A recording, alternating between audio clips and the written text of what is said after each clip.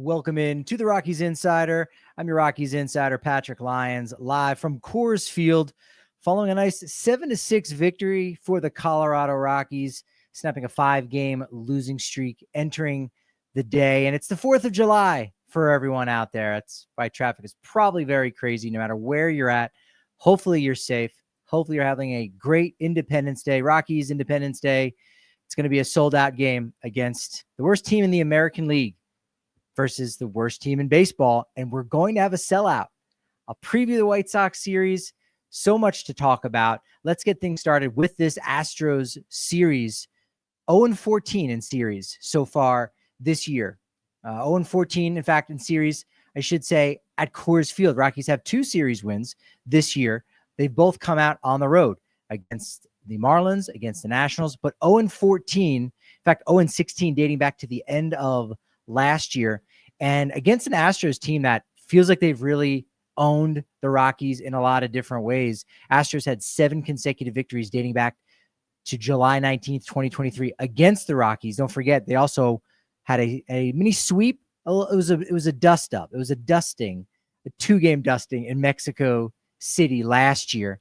And the month of July, starting off okay, going 1-2. Hopefully it can be as good as June was. While despite the fact that the Rockies did have a losing record in June, they were 10-16. They had won more games in June than they did the previous 2 months combined. They were 9-49 entering the month of June. So 10 wins last month, starting off with a win this month. Then you've got the White Sox coming to town, which you might be able to have your first series win at home for this season. And the Rockies kept it interesting, even in the first 2 games, against the AL pitcher of the month for June in Hunter Brown and the AL reliever of the month in Josh Hader.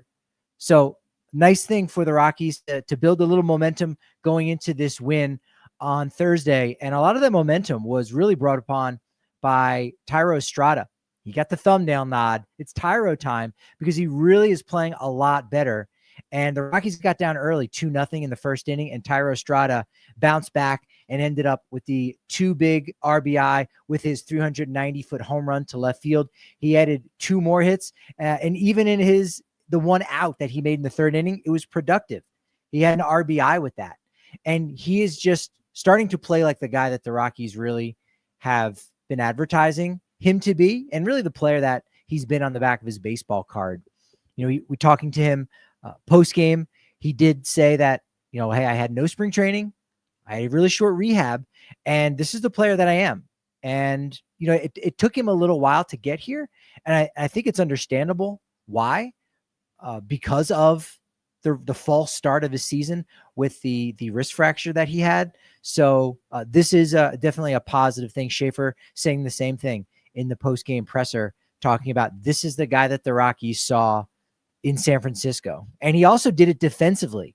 He had a couple diving stops, and there was one that probably could have been an out, but you had Orlando Arcia over at first base. The footwork was not as crisp as a lot of other first basemen on this team, certainly not Michael Toglia. I would even say Kyle Farmer has better footwork than Orlando Arcia, who's figuring the position out just a little bit. But there were a couple miscues, a couple errors in this game that probably wouldn't have gone the Rockies' way in a lot of other contests. We've seen the Rockies, unfortunately, be on the wrong side of luck a lot this season, but as they've been playing better under Warren Schaeffer, some of the luck has gone their way, or sometimes bad luck will find them, and yet they will still be able to eke out a win. And that's something that the Rockies weren't really able to do a lot under Bud Black earlier this season. Case in point, in the 7th inning, the Astros end up tying the game 5-5 with a 2 RBI triple that had a 3% chance of being a base hit. It had a 0.30 expected batting average on a ball that it looked like Brenton Doyle and Jordan Beck kind of miscommunicated on, and Doyle ended up somewhat half diving, and as he's getting down for the dive, he's looking up at Jordan Beck, realizing he's not going to get there. Ball hits off his hand, it hits off his mitt. And so that's an unfortunate play that in the past has been worse for the Rockies, or it continues to spiral out of control. A run in the 9th for the Astros, but it wasn't enough. Seth Halverson closing it down earning the save. You saw Tyler Freeman in the 7th. Unfortunately, he was ruled safe, not unfortunate, but then on the instant replay, that run gets taken off the board on a Mickey Moniak triple because the play is overturned. It is ruled an out. And those are 2 plays that don't go the Rockies' way, and that it happens in baseball. It happens to all 30 teams. But in the past, the Rockies have not won those kind of games when those things happen to them. Either the floodgates open up, they get their heads down, whatever it might be. Playing deeper into these games, fighting a lot more. And sure, they're not winning as much as they are fighting, but it does feel like any game that is not a total blowout, the Rockies have a chance late. And we saw that in Tuesday and Wednesday. Wednesday night, the tying run came to the plate in the 8th and the 9th. And you saw the Rockies battle back in a game that Hunter Brown, who is an AL Cy Young contender, looked great. He didn't dominate. Did have 8 strikeouts. Didn't dominate. Did give up 2 runs on a Mickey Moniak 2-run homer, but the Rockies hung around. So Rockies now 9-34 at Coors Field this season, their worst 43-game start. And I know as of Wednesday, they had the worst 42-game start. In fact, this would at least be tied for that with the 2003 Tigers and the 1997 St. Louis Cardinals. So they're still not playing well at home, the one spot they typically do play well. Austin Gomber pitched well. He went 5 innings, sprayed 8 hits around, walked 2, only struck out 1, but he only allowed 2 runs, which was really the most important thing. Has only allowed 3 earned runs over his last 2 starts, 10 innings pitched, 2.70 ERA. Also only has 2 strikeouts in his last 3 starts. We have not seen that out of a Rockies starting pitcher in a single season since Chichi Gonzalez. How about that for a name? Back in 2021. The real big story, I think, on Wednesday was Yanquiel Fernandez making his major league debut, 22-year-old from Havana, Cuba. That's right. He is from the capital city. He did go 0 for 3, but I did like what I saw out of him defensively. He earned his first outfield assist, and there was a play in the first inning after the Astros had already scored a run. No, this was their first run, where it was a fly ball to right field by Cam Smith, and it was pretty much a low-line drive, and Yanquiel Fernandez acted as if he was about to catch this ball low, like it was going to be an out. And that froze Altuve on first base. It froze the runner on third base. Now that runner scored because the ball dropped in. It was inconsequential, but Altuve only moved up to second base. He likely would have gotten to third base and tested out Fernandez's arm in right field had Yanquiel not made that little deke. And so what happened after that? Christian Walker, fly ball to center field that allowed Altuve to tag from second to third and not third to home for the second run. So Fernandez, that little play, that little deke in his first inning defensively, that ended up saving the Rockies a run. So I liked what I saw out of him from that. He becomes the 8th Cuban-born player to debut for the Rockies, or to play for the Rockies, but the first Cuban-born player to debut for the Rockies. Everyone else had a stop previously with another team before coming to the Rockies. Jose Contreras, Rolando Arroyo, Livan Hernandez, Eli Marrero, Yonder Alonso, Vladimir Nunez, and the last back in 2021, Jose Iglesias. We had a couple milestones on Wednesday night that I'll get to, because one was at Coors Field, one was in LA. There was another one in Boston. Comments in the chat. I'm glad Brent Doyle didn't get injured on that dive. Yeah, he kind of went down somewhat awkwardly. And when that inning ended, he was kind of slow to come off the field, but he's a grinder. Ball players are more beat up than I think the average person understands. And Brent Doyle he's a football player who plays baseball. So if anybody is going to be fine after collapsing on the ground like that in a diving play that, almost adds insult to injury because you didn't make the catch because there was some miscommunication there, Brenton Doyle is going to be that one that gets up off the ground and fights and battles, and he continues to play really well. He had the day off on Wednesday, and he comes back and he gets a base hit in his first 2 at-bats on Thursday. So he's been really good. Wild the Innocent, how many video reviews have gone their way? I don't have that note in front of me right now. You're going to make me want to figure that out. But most teams are around the 50% mark. Like, that's just kind of how it goes from game to game. Do some teams maybe invest more in that department to try to get those plays to then try to increase their odds of winning ball games? Yes, the Rockies do not make that same investment as many other teams do, but the crew that is in charge of that, they do the best that they can. I think they still do a good job. No knock on them. I think they do a great job. We've seen the Rockies get a lot of calls overturned. And then when a call gets overturned on them, that has nothing to do with the Rockies. That's just the umpire made a wrong call and the opposing team had a good angle. They were able to utilize that to their advantage and get that call turned out their way. Because the other thing is it has to be conclusive. If it's close and it's, well, I could argue this and I could argue that, it's not. But on a lot of these, it does look definitive that this one angle shows this guy was safe. If the other three don't show it, it's not, they're not, those angles that don't show that, don't show clearly safe or clearly out. They show null and void. They show it's too close to tell.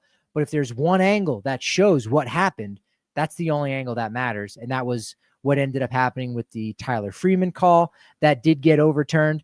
Look, if you watch enough baseball and if you dig into the numbers, I owe you one, Wild.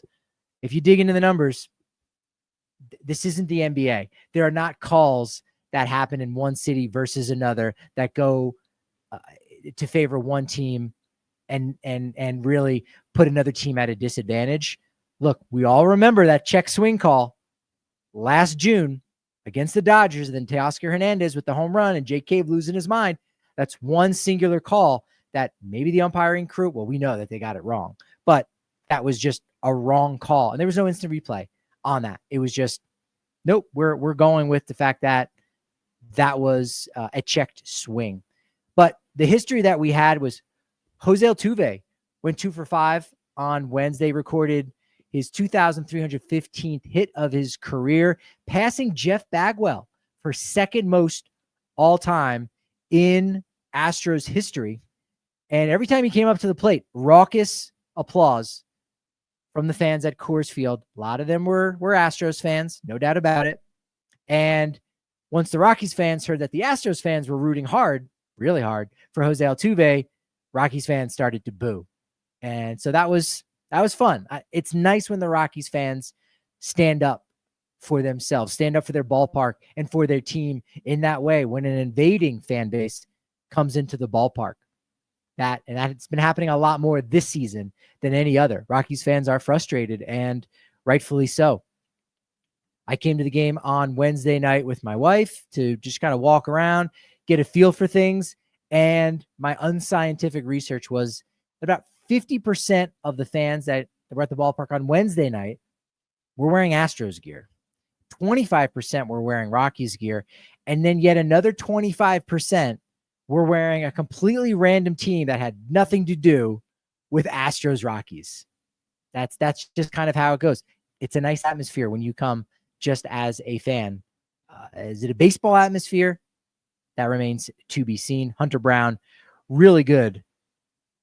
The interesting fact that came out about him with his 6-inning performance trails Roger Clemens and Nolan Ryan as players through their first 17 starts, lowest ERA in Astros history, 1.82 ERA.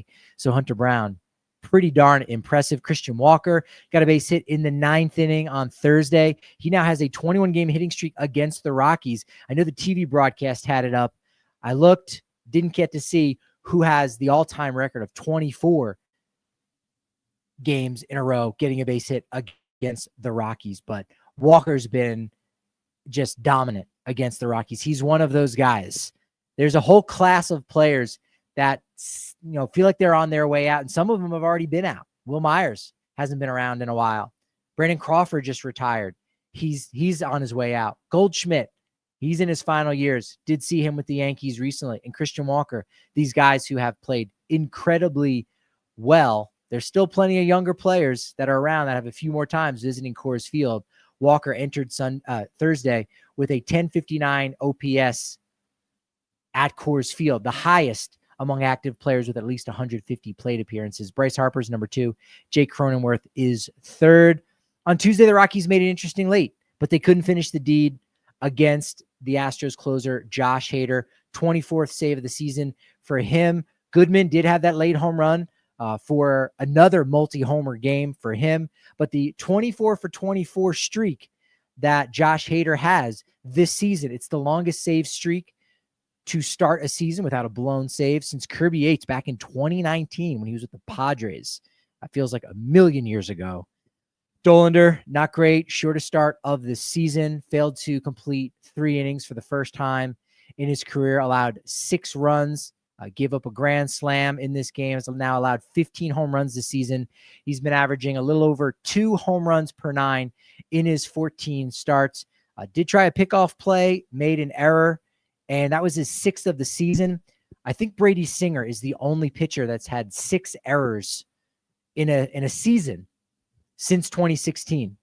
And so Dollander, he's got to be perfect the rest of the way, or else he is going to go to the top of that list, as long with the list of most errors by a pitcher in a single Rocky season. The record is Armando Reynoso back in 1993. So interesting statistical anomaly there. As I mentioned, 3rd multi-homer game for Hunter Goodman, 2 for 4, 2 RBI, a walk, and he's not on the IL, the thing that we were all waiting to happen when we knew that Austin Nola was going to get placed on the 40-man roster and activated on the 26-man roster. But Hunter Goodman, still fine. Didn't start, got the day off on Thursday. Expect him to do a lot less DHing. It's going to be maybe catching 2 days and then just a straight day off. And I think that's going to benefit him. Jordan Beck went 5 for 5 on Tuesday. Pretty darn impressive. Never even had a 4-hit game before he went 5 for 5 with 4 singles and a double. First 5-hit game by a Rocky since Tovar earlier this year in that blowout in the Valley, in the Sun Valley down in Phoenix. First 5-hit game by a Rocky at home since Randall Grichuk in 2022. Let's see what these comments have. Place was full of softball teams. Yeah, there was a lot of that around for sure. Seeing Jordan Beck go 5 for 5 was a lot of fun. Definitely was. Brendan Rodgers, I'd speculate as to whether or not he would make this trip despite being on the IL. He did not. Yeah, he was not there. He did not make this trip. So surprised, not surprised, as he's a quieter guy. But I thought he's a player that's on the cusp of getting a little bit of a video package, but he didn't show up, so they didn't get one. Let's talk about this White Sox preview series before I got plenty of more news and notes on the Colorado Rockies. Get ready for 120,000 folks in attendance to see the 2 worst teams in baseball. I wrote that, and yet when I look at what the attendance has been for the Dodgers series, which was not sellouts, they didn't hit 40,000, I don't think, for any of the Dodgers games. And this series, despite having a big turnout by Astros fans, didn't get higher than 30,000. It was 30,000 on Tuesday, Wednesday, and then on Thursday you had 25,000. That feels pretty low. You know, I don't know if we're going to start to see a downturn in attendance this weekend. You got fireworks on Friday and Saturday, so they're going to be all right. White Sox in town this weekend. I spoke with Herb Lawrence on the Addison to 35 podcast. Go check out that. He wanted to know a lot of things just about what's going on with the Rockies in general. So laid out a lot of that information for a guy that covered a club that lost 121 games last year. I was able to dive into exactly how the Rockies got into this predicament. White Sox have won 2 of their last 4 series. They were 5-6 over their last 11 going into Thursday night. Miguel Vargas has probably been their best player, 10 homers, 34 RBI. Not great, right? 1.5 wins above replacement. Luis Robert Jr. on the IL. One of their catching prospects, Kyle Teal, who came over in the Garrett Crochet deal, has been playing well since his debut. Friday starter Adrian Hauser has been great. In 7 starts, he's got a 1.90 ERA, already at 2.1 wins above replacement, according to Baseball Reference. You got a local kid coming back, and Steven Wilson out of the White Sox bullpen. He's a Denver area dude from Dakota Ridge High School in Littleton. But Friday, it's Antonio Senzatella against Adrian Hauser at 6:10. So a little bit earlier because of the fireworks. So not 6:40 on a Friday, 6:10. That'll be on 9 News. Saturday is going to be at 7:10. Herman Marquez versus Jonathan Cannon. And then Sunday, 1:10, Chase Dollander against to be determined.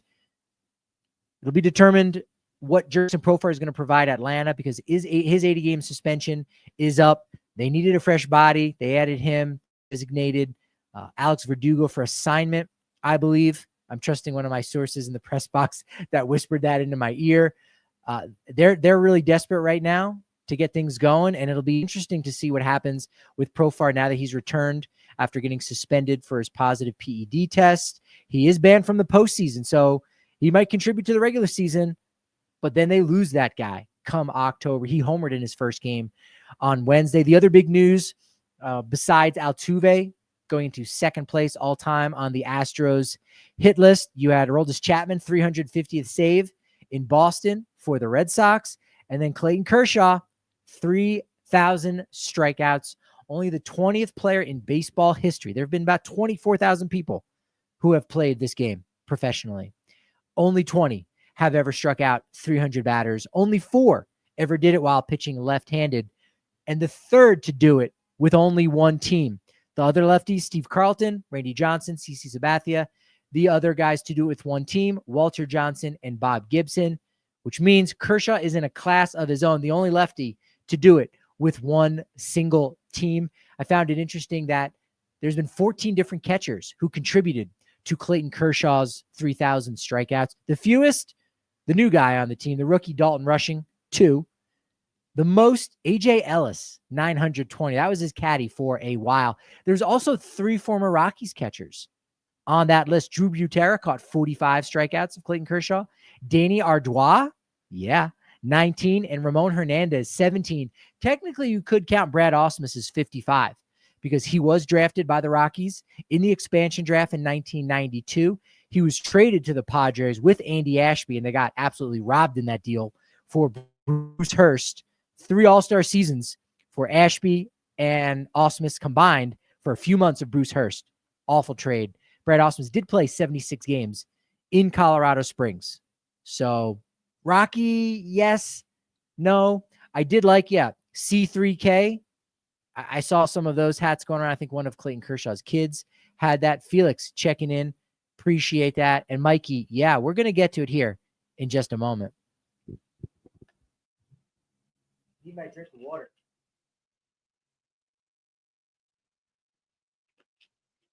Before I go sit in traffic. Rockies Insider with me, Patrick Lyons, at Coors Field, talking about the All-Star game, some updates with the roster, some general news and notes on this team, a lot more. But one of the bigger pieces of news I think that came out of the Astros series on Thursday was that Ezequiel Tovar is on the comeback trail. He was running at the ballpark on Thursday. You can see that video over on a lot of my social medias. Eventually that video will go up over on YouTube. You can see what it looked like him running down to first base, working on his sprinting just a little bit, trying to get through the left oblique strain issues. He's going to go out on assignment to Albuquerque. And by the time a lot of you get this, he's already played a game Friday night. He missed 27 games since June 3rd with that left oblique strain. He'll miss even more as he is out on the rehab assignment. But the Rockies 10-17, believe it or not, without him. So he's been gone, and the Rockies have played a lot better. When he comes back, they should play even better than that, no? The lineup should get extended a lot more, and depending on who is still on this roster, as we get closer to the trade deadline, there might still be room for a Ryan Ritter. Did hear a couple things that I won't spill the beans on entirely, as some folks are working diligently to break some news and to write some articles. But I would just say that I would not expect the Rockies to make any moves within the next week or so. Look, if the right offer comes along, great. But I don't know that that's going to happen. The Rockies may end up waiting just a little bit. More on that in the coming days ahead. But Ezequiel Tovar is going to make the Rockies that much better going forward. And that's obviously a positive thing for this team. And it could be good for Ryan Ritter, because if he does end up going back to AAA when that time comes, when Tovar is fully ready to come back from the left oblique strain, then Ritter can go utilize what he's learned in the big leagues, make those various tweaks he needs to make down in AAA before coming back and making an impact either at second base or over at third base. Or maybe he becomes somewhat of a super utility guy. If you've got Kyle Karros at third base, Tovar at shortstop, somebody else at second base, maybe Ritter can become a guy. He's got a little power in his bat. He's a bigger kid. So I could see something like that in his future. You had the rehab start for Ryan Feltner. He very well could come off the IL and make the start on Wednesday in Boston. If so, I'll be looking forward to covering that, as I will be in Boston by the time you're listening to this. In fact, I will probably already be in Boston. So you won't see me at the ballpark at all for the 4th of July weekend as I gear up for this Red Sox series, the return to Fenway, rematch of the 2007 World Series. Really, really excited for the content I've got planned for that. Zach Agnos back with the team. He pitched in 4 games for the Isotopes, 4 innings, allowed 1 run, only 1 hit, 4 strikeouts. Schaeffer said that his role in the bullpen is sort of just up in the air right now. They'll use him where they'll need to use him. But for right now, there is a list. There is a wait list, so to speak. There is a priority list for the Rockies right now in terms of their bullpen, and Agnos is going to have to work his way up to it. It might not take him very long, but we've seen some great performances by a lot of Rockies relievers, some up, some down. You know, Jake Bird was a little iffy on Wednesday night. We've seen Tyler Kinley give up a home run here or there, but nevertheless, Zach Agnos back. Good to see him. That was fun to see. Schaeffer also mentioned how much he thinks platooning can be of benefit to this roster right now. And I think it absolutely can. It absolutely can. Now, platooning has been around for a very long time. I think Casey Stengel might have been one of the first managers in the 50s with the New York Yankees to say, hey, there's a right-handed pitcher on the mound, and this right-handed hitter doesn't do well against another righty, against the same-sided pitcher. So let's start the left-handed bat in the lineup against the righty. And then when there's a lefty on the mound, let's go the opposite and start the righty. And unless you are truly an everyday player, you're not going to be playing every day. You're going to get that day because it's going to increase the odds of your team winning that ball game with a guy that has better odds just simply because of the batter's box that he stands in. It's one of the reasons why Yanquiel Fernandez only started 1 game. We only saw him once in that Astros series, because as a left-handed hitter, there was a lefty starting on Tuesday and a lefty on Thursday. So that only allowed him to get in the game on Wednesday. You know, a extra inning game where you might need a bat or something like that. Sure, he can come off the bench, but he's not going to be your first left-handed hitting option off the bench as a 22-year-old rookie.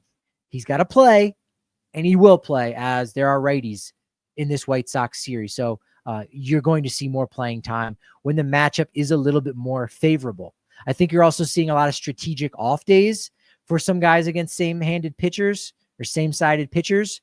Doyle got the day off on Wednesday against Brown, and then you saw him come back on Thursday playing really well at the plate. McMahon has rested a lot more against lefties, and then that allows you to have a really good bat coming off the bench against a right-handed reliever when that opportunity comes. So it's important to note that platooning is not the same as removing a player late in the game, because while Goodman, he's not really a part of this. I shouldn't have brought him up, because Goodman is starting based on the time of the game and the pitcher that's there, because you're not going to start him, even if there's a lefty on the mound, you're not going to start him in a night game followed immediately by a day game, because his job as a catcher is just too hard.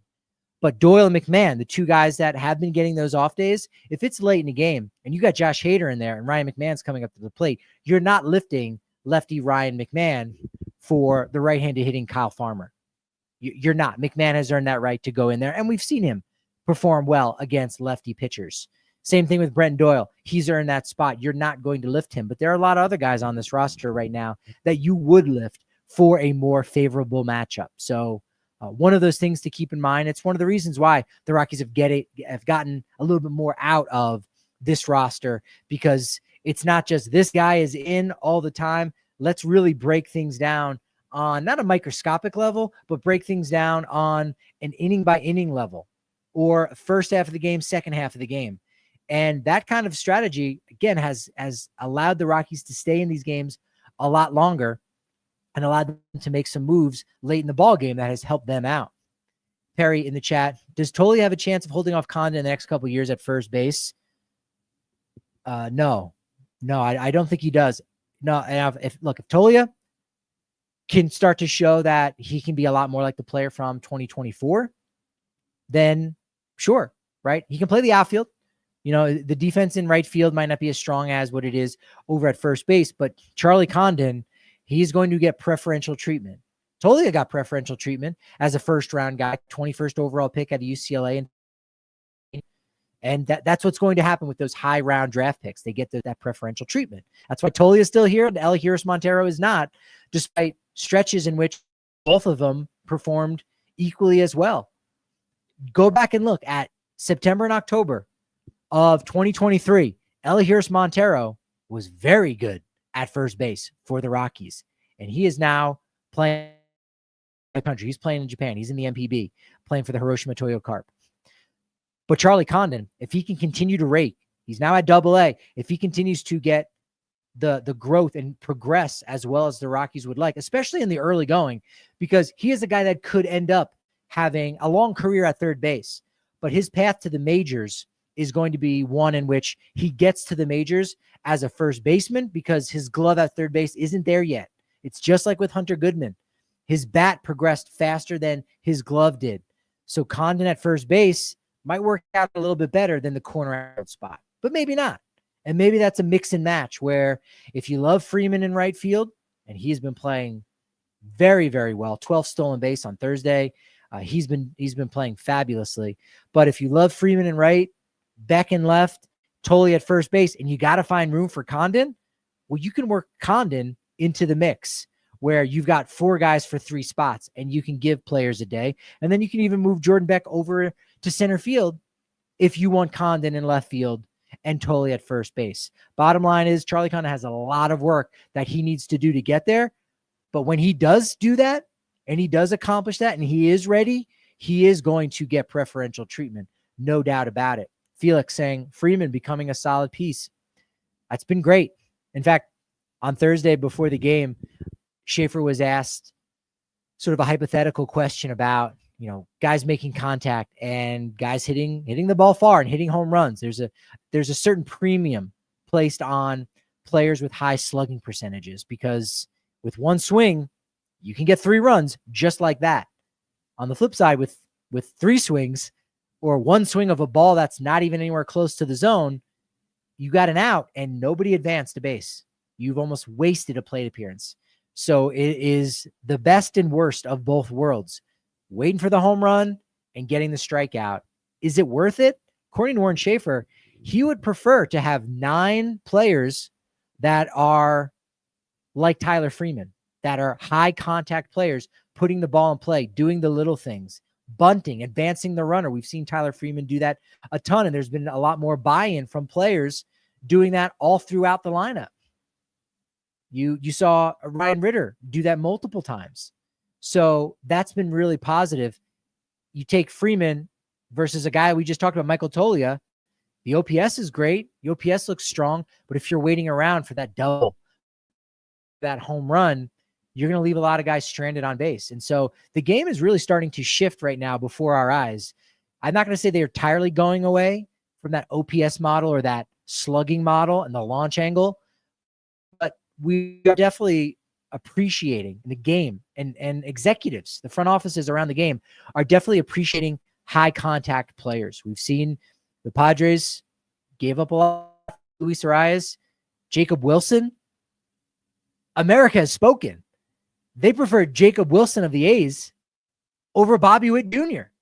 Like there's nothing more that you could possibly say to prove otherwise, that we're accepting high contact guys and that value. And Tyler Freeman is a part of that. And so he has been, he has just been a joy to watch and see him continue to have success. And if one 10-game hit streak ends, he immediately gets on to another one. Wild dancing to Sam Hilliard, get another chance if he clears. Absolutely. I think so. I think there is a good understanding between the Rockies and Sam Hilliard that he's sort of he's on the 41-man roster that when you need an outfielder, when you need a veteran guy to come in and contribute, he is going to be that guy. And so I think that's a relationship that is beneficial for a lot of guys. Also in the chat, I say so long to Launch Angle.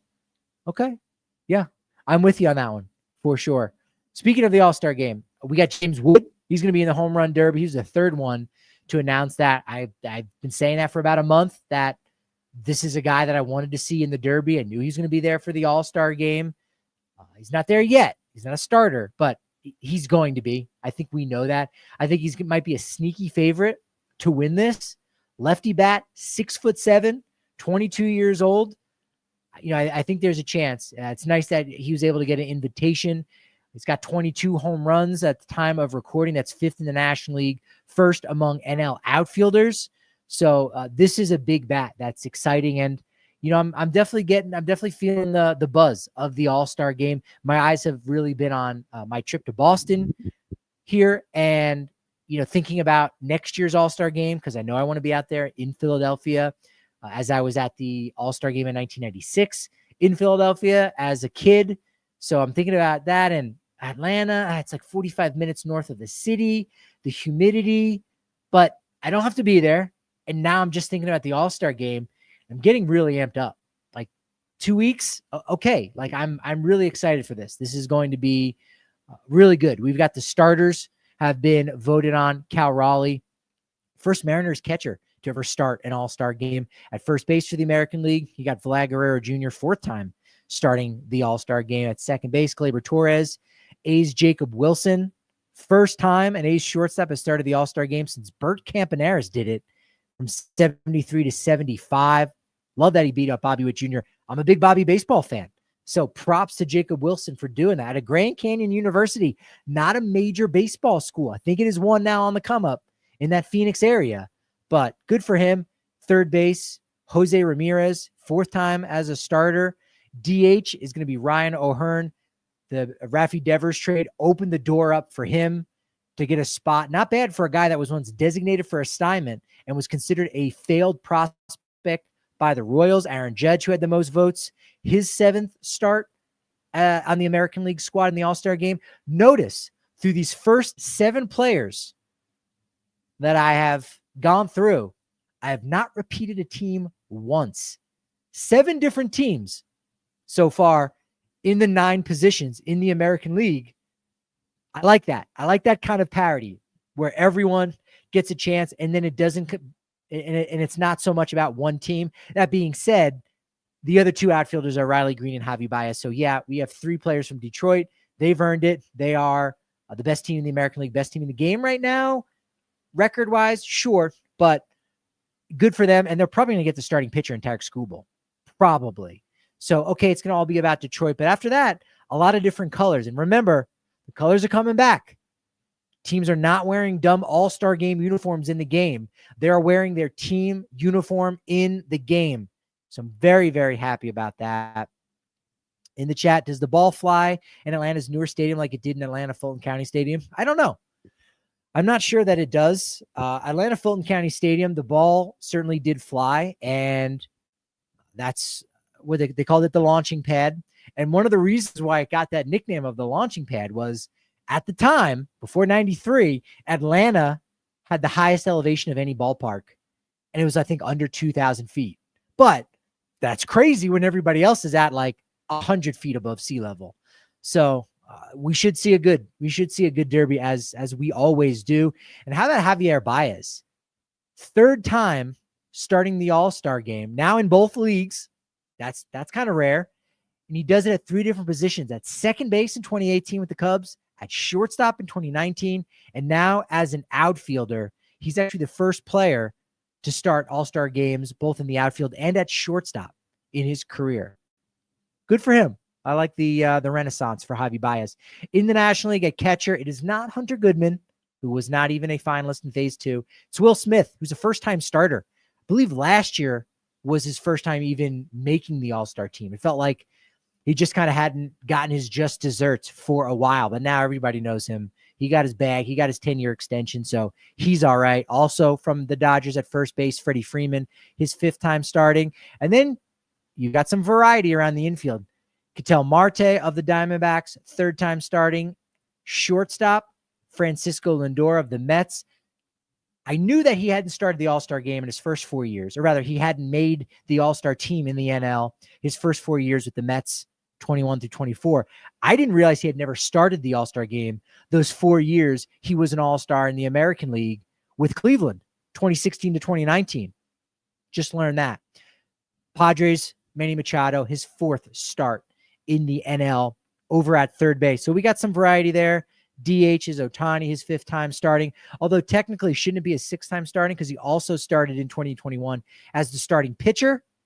So can we give him 2 starts for that? I'll let me know what you think in the comments there.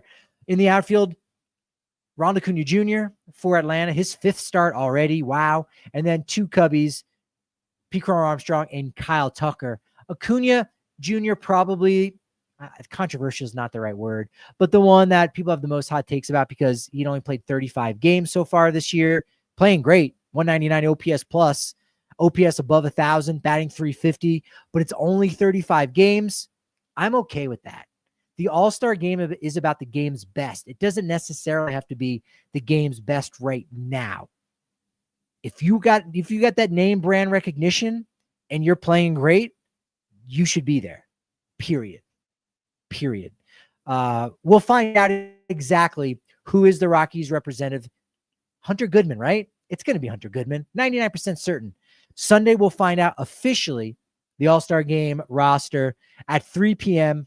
on ESPN. So during the Rockies game. So if you want to see the Rockies All-Star, it's going to be Hunter Goodman. Probably. Definitely 99%. If you want to see Hunter Goodman talking about becoming an All-Star, you know full well either Sully or Spilly is going to be there in the locker room talking with probably Hunter Goodman after the game on Sunday. So make sure you're tuned in to that one. Goodman's got 16 home runs, most by a Rockies catcher prior to the All-Star break in franchise history. If he can hit at least one more at some point to get to 17, that'll be the most home runs before the All-Star break since CJ Cron had 21 at the 2022 All-Star break. And yeah, he was also an All-Star that year as well. Crazy to think that the Rockies are probably going to have their second catcher in 3 years make the All-Star team after it had never happened. And we thought it never would happen. Pretty wild to see that. I've got some other 4th of July notes, but it's time for me to get out of here. Happy birthday to Goose Gossage, born July 5th, 1951 in Colorado Springs. He would save 310 games in his career, made the All-Star team 9 times, won a World Series with the Yankees in 78, was also on the 84 Padres that lost. He earned election to the Hall of Fame in 2008, one of only 2 Colorado-born players in the Hall of Fame, along with Roy Halladay. So pretty cool stuff. Thank you to everybody in the chat for joining. Appreciate you. Go over to the social media to get a little bit more on the Rockies Insider, either at Patrick D. Lyons, at Patrick D. Lyons MLB, or the Rockies Insider channel over on YouTube. Appreciate everybody in the chat. Love the momentum you've provided me. That momentum is going to take me to Boston, in fact. So it's not just as good as my next show. It's as good as my connecting flight to Baltimore to get me to Boston. So thank you for that. Appreciate your momentum. It's only as good as my next show, unfortunately. So, of course, I'll talk to you then.